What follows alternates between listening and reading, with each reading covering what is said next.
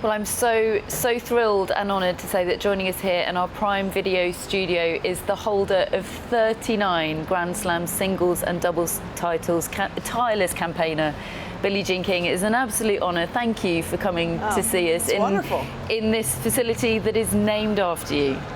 I know, I'm so embarrassed when I come in here and I look at my names up there and I go, oh, I'm so embarrassed. But there's one word that comes to my mind always, it's responsibility. As soon as I see my name, I go, uh-oh, I have such responsibility.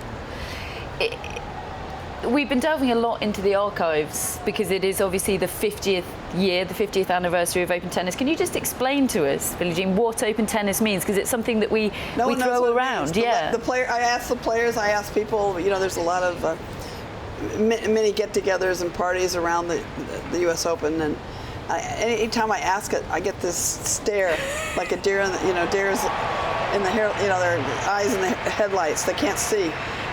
What it means is it's the first time.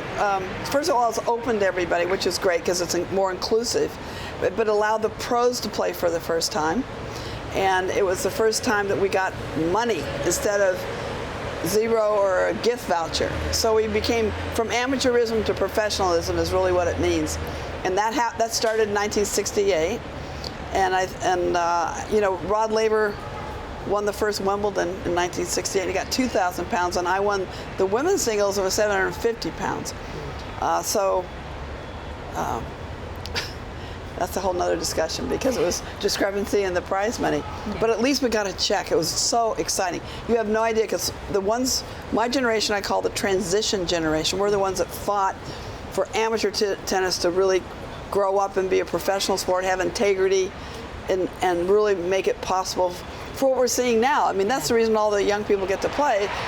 Once there's money in their game, it's better coaching, better everything.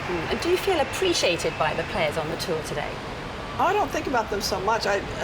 Whether they appreciate me, my job is to support them and to get them to try to carry on inclusion and do the right thing and make the world a better place, because we have a unique platform as an athlete. Athletes really have a chance to be leaders in this world. When they go back to their village they're born in, or their town, or the country they're from, it's an amazing thing that we have this opportunity, that we have an opportunity to make this world a better place, to make where they live.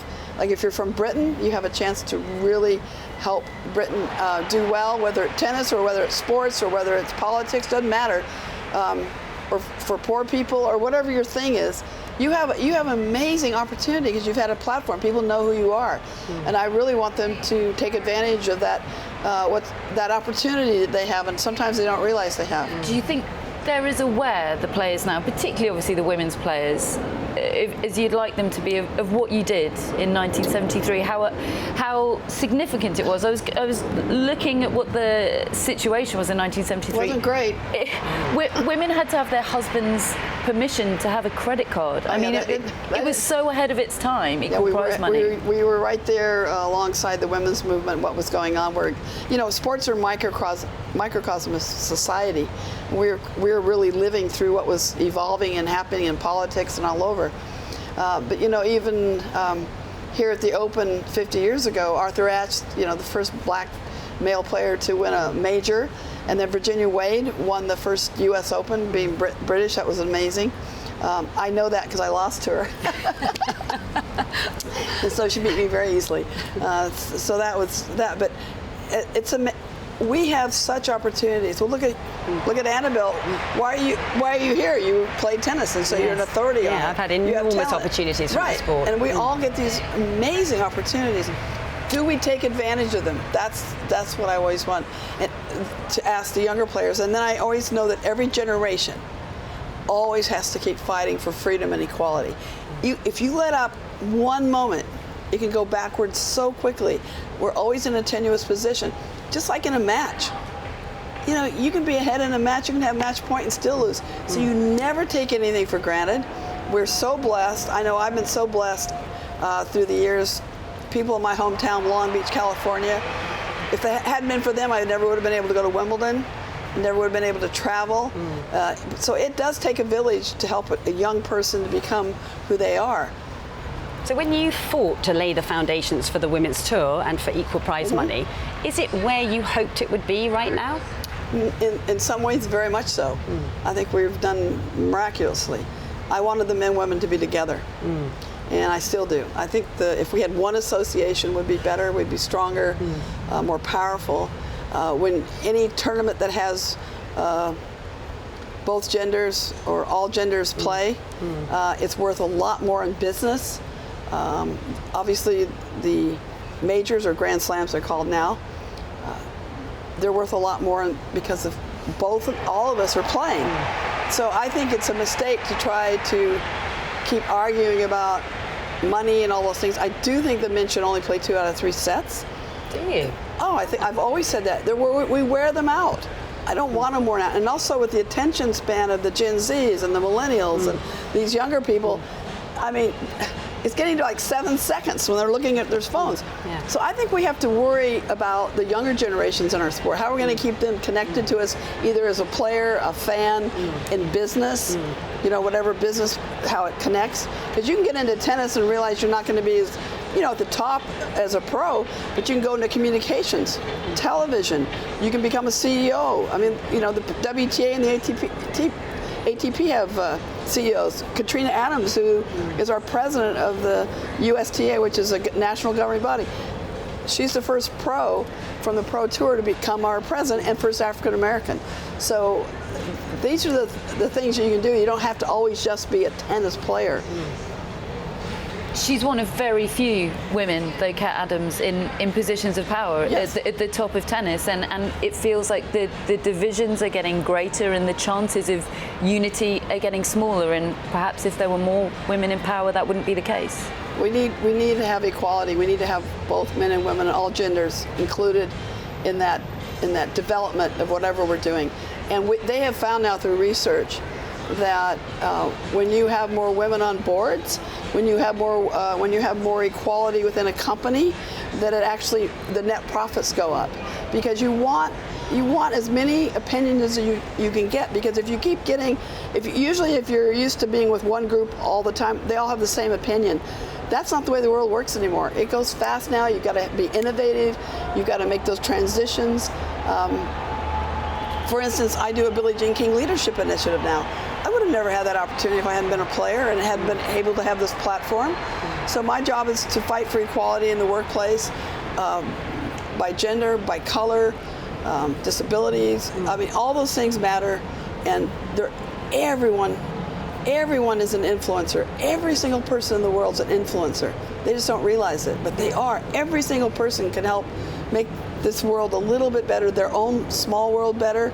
And by doing that one by one by one, it just makes everything better. Yeah. But you have to keep fighting. It's amazing. You cannot let up. And every generation has to fight for freedom and equality. Yeah, they certainly do. One of the conversations we had many years ago has really stuck in my mind. And you said quite categorically to me that you said, people think I'm a feminist, but I absolutely am not a feminist. No, I am a feminist. You are a feminist. A feminist. But you I think it was just back in the early days.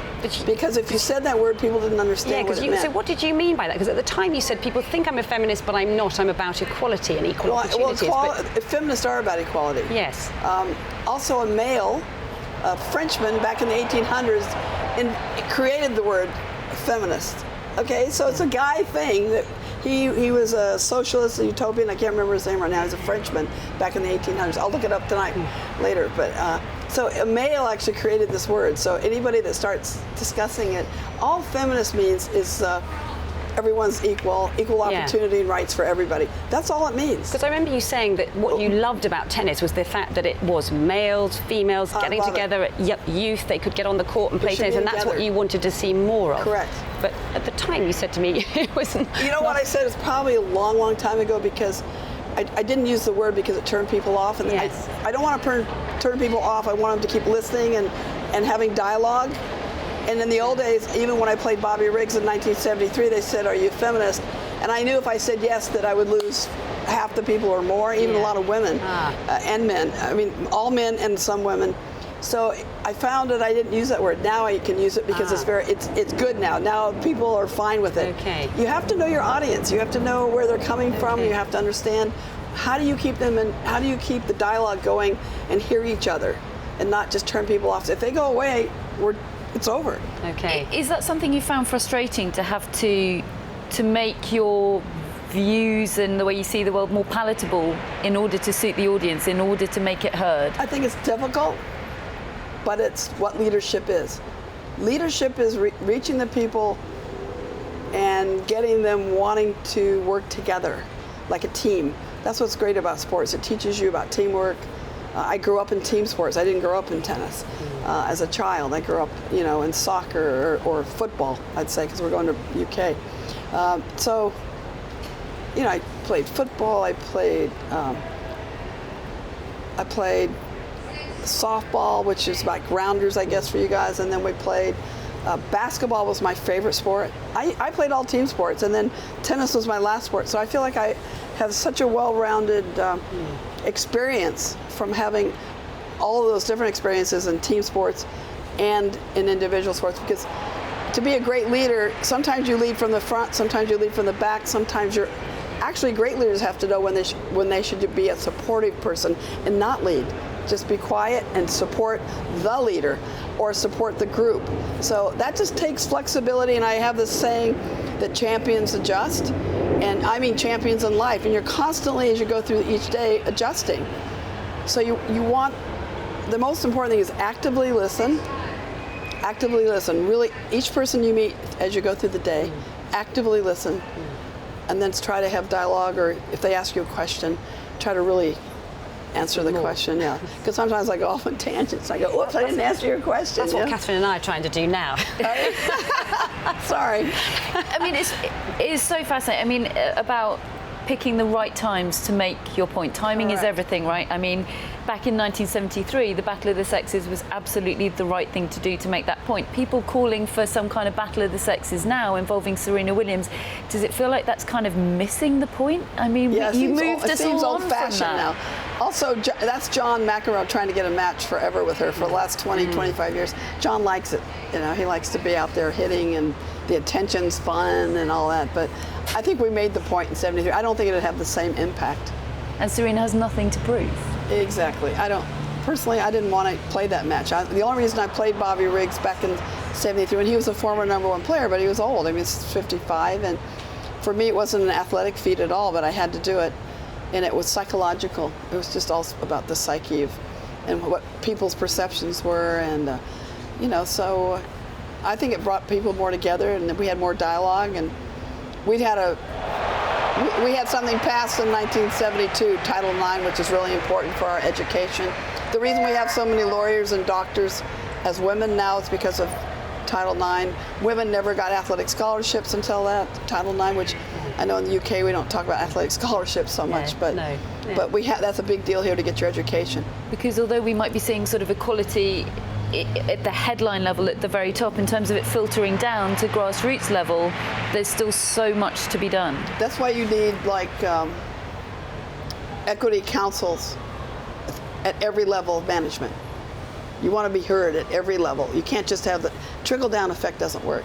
But if a CEO decides to make a rule within a company, he or she, it works. When they put the order up, they can change things.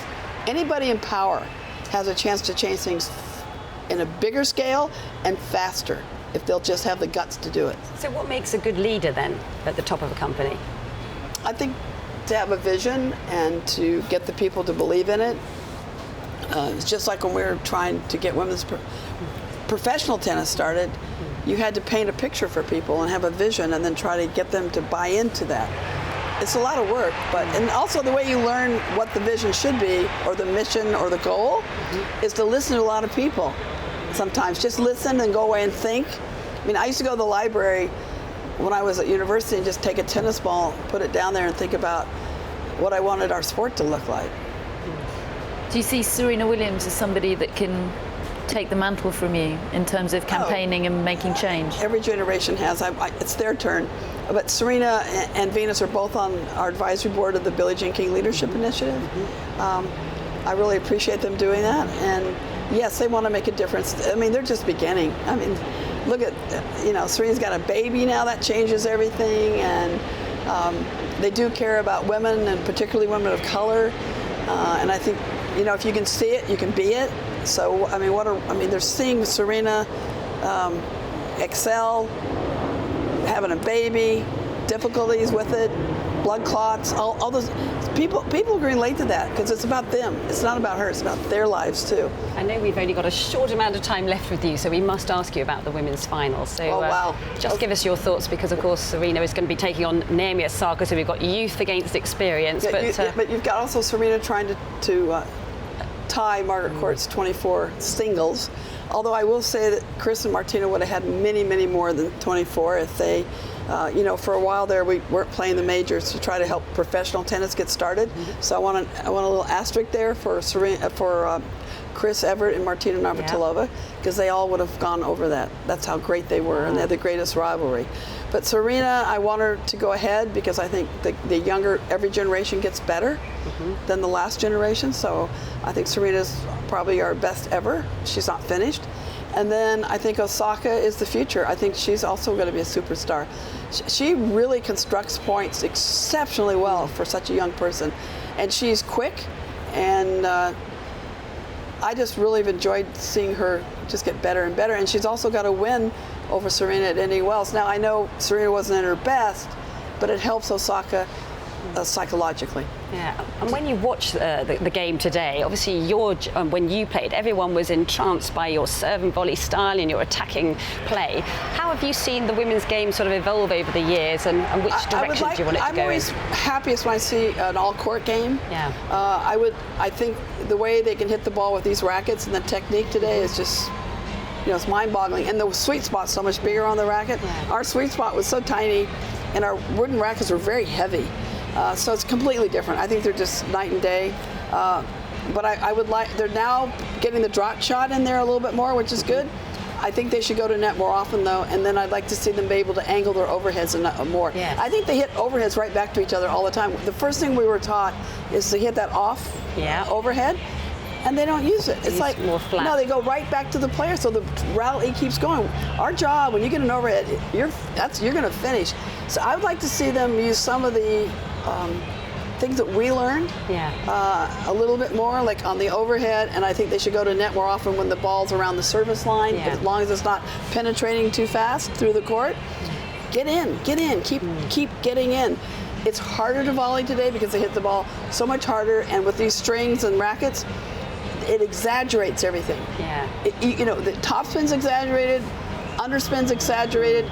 If we did that, if we tried to hit it the same way with our wooden rackets, it'd probably the ball go 3 feet in front of us. Yeah. So it's pretty funny. But I think what they do today is amazing. I think it's much harder physically than it was for us, although we thought we were killing ourselves. But that's why another reason I want the men to be 2 out of 3 sets. I want men's and women's tennis to be the same. Just 2 out of 3 sets, that's it. We all know it. Make it easy on the world to understand. The fans are the most important thing. Your fans are the most important thing. I keep telling the players, they're not there for you. We're there for the fans. Yeah. That's our job. We're entertainers. And they go, oh, I never thought of it like that. Yeah, quite Billie Jean, that is the perfect note on which to end. I hope the world takes note of everything that you have to say. Thank it is an absolute pleasure. It's great to see you. An absolute pleasure. Keep doing what you're doing, and may the world listen. Yes. Thanks, Catherine. Thanks, Annabelle. Thank you. It's great to see you. Lovely to see you. That was lovely.